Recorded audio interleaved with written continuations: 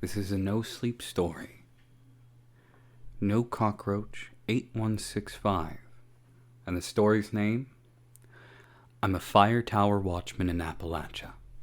Something strange is happening around my tower. Part 1. I won't give my name for the sake of my job, but I will say I'm a 32-year-old man working in Appalachia. It was around June, so it was warm and super humid outside. I'd been in the lookout for about a week already, and all I really did was check in and keep watch. It was about 11 p.m., and I called the crew chief to clock in my last check-in for the day. He asked me if I ran into anything today, and I just told him no. He copied, and I walked back to my desk to dive back into the book I'd been reading. I sat down for not even 5 minutes when a bright flash engulfed the north side of my tower's windows. I nearly fell out of my chair trying to jump to my feet. I stood there in disbelief, not knowing if it was some rouge, lightning bolt, or a UFO.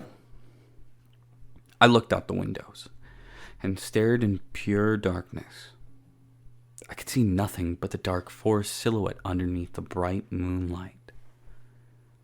I looked for about 3 minutes and saw nothing. I got onto the radio and made a call to 3 Tower, who was my closest neighbor. He picked up the radio and asked what was wrong. I asked him if he had seen a bright little flash in the north, and he said he hadn't.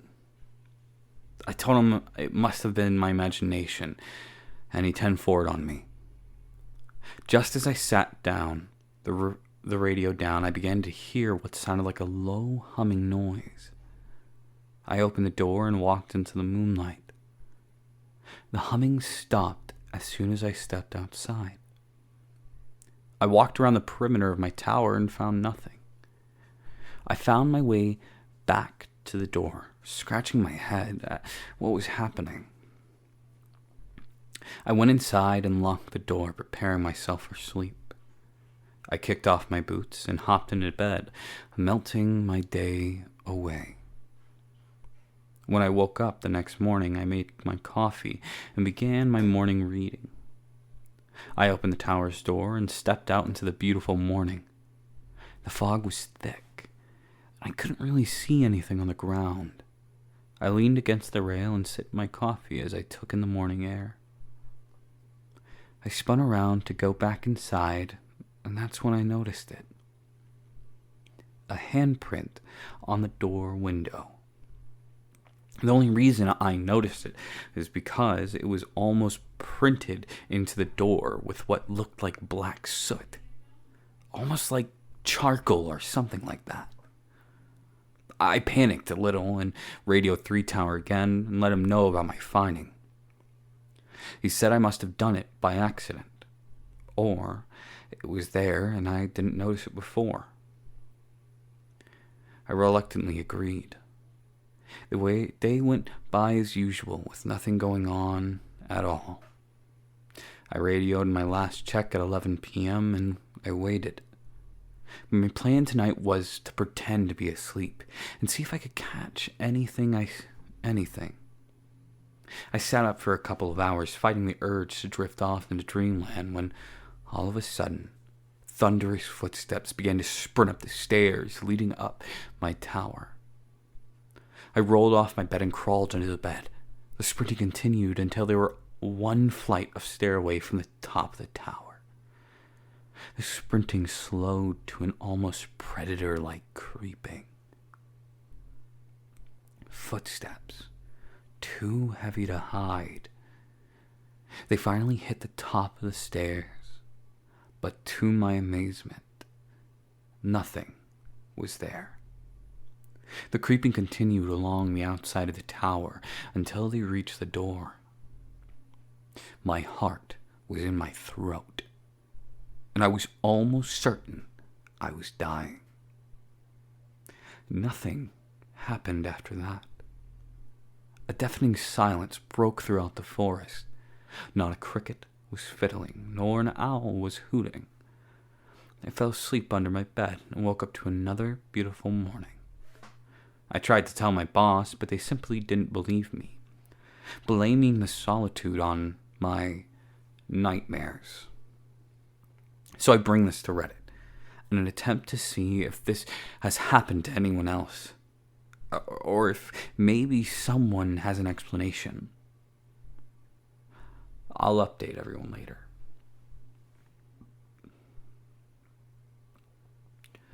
Part 2. Hey everyone, sorry about the long wait to hear from me again. Fires in the area have been keeping me pretty busy, so it's been a second since I've been back to the tower. I usually wouldn't come down from the tower, but the fires are extremely close, and it's all hands on deck. We finally stopped the main fire, so I have some time to myself. Thanks to a lot of you there for messaging me on my last post. A lot of good ideas for me this time around. I've been gone for about 17 days now on fire duty. I camped with my crew of 3 others, Joe, JC, and Miranda. It was about night 6 when strange things started happening. JC woke in a cold sweat, screaming at the top of his lungs. I'm sorry! I'm sorry! I'm sorry! I'm sorry! Over and over again until Mo could shake him out of it. It shook us up pretty bad as well, but that was just the beginning. The next night, it happened again. But JC wasn't in his tent this time. His scream was coming 40 feet away in the woods now. The same horrible thing he was screaming last night. When we found him, he was weeping into his hands, begging us not to let the man take him. We looked at each other and goosebumps formed on our bodies. When we snapped him out of it, he had no recollection of what just happened. In fact, he asked what was going on, and when he finally looked at us. The next morning, we called in from medical to come and get JC out of there for his own good. We weren't sure what was going on, but he was in no state to keep watch with us. Nothing for 3 days, and then Mo started to act funny. I woke up to take a piss and noticed Mo's tent was open. I looked around and seen no trace of him. I called out with reluctance, not knowing what I was calling out in the dark exactly. I stood there for a few minutes, waiting to hear anything, but it was silent as a library. There was no sounds whatsoever. No crickets, no owls, no nothing. And out here, that's not a good sign. I zipped up my pants and turned back to my tent. I turned around and noticed Mo standing in front of his tent with his head down. Mo? I called out, but no reply. I walked over to him and put my hand on his shoulder. When he turned towards me, his face looked different. Eyes white, face stretched, and mouth agape. I stepped backwards in terror and fell onto my butt. I jumped to my feet and looked back at Mo. His face was completely normal, and now just had the look of confusion on his face. What are you doing? He asked. I asked him what was wrong, and he had said nothing. He had just got up to go to the bathroom like I had. I didn't mention his face to anyone. I just chalked it up to late night hallucinations. I went back to my tent and laid around for an hour or so with a face stuck in my head. Over the next few days, there was a shift in the team's mood. Over the course of these 15 days, we went from happy, helpful, and kind to standoffish, mean, and rude. Not to mention, no one wanted anything to do with one another. I could almost feel something dark clawing at me from the woods.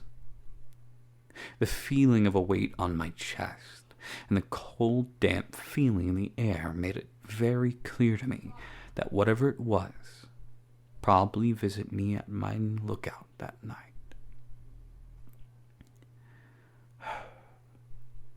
I put the feeling behind me, and we got to work.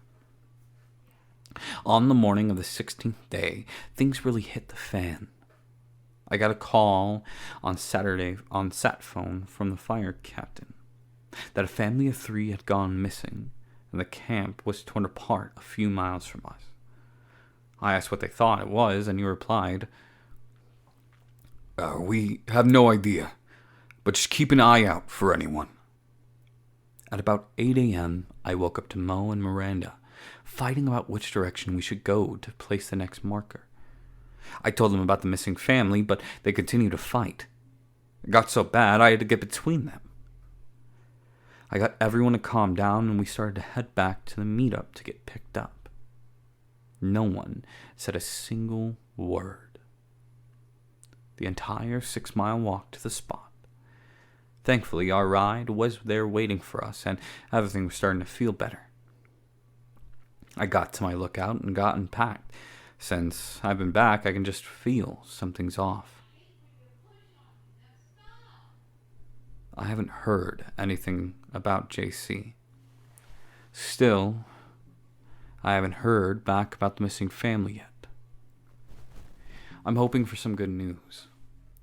These woods hold on to something dark, and I'm gonna find out. I'll check back in soon. T.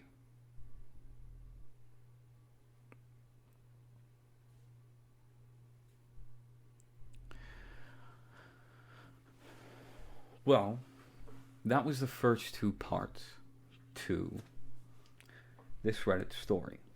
I will keep it updated, but I might not read more until there is more parts to it. Thank you for taking the time to listen. I hope you all have a great day. Bye.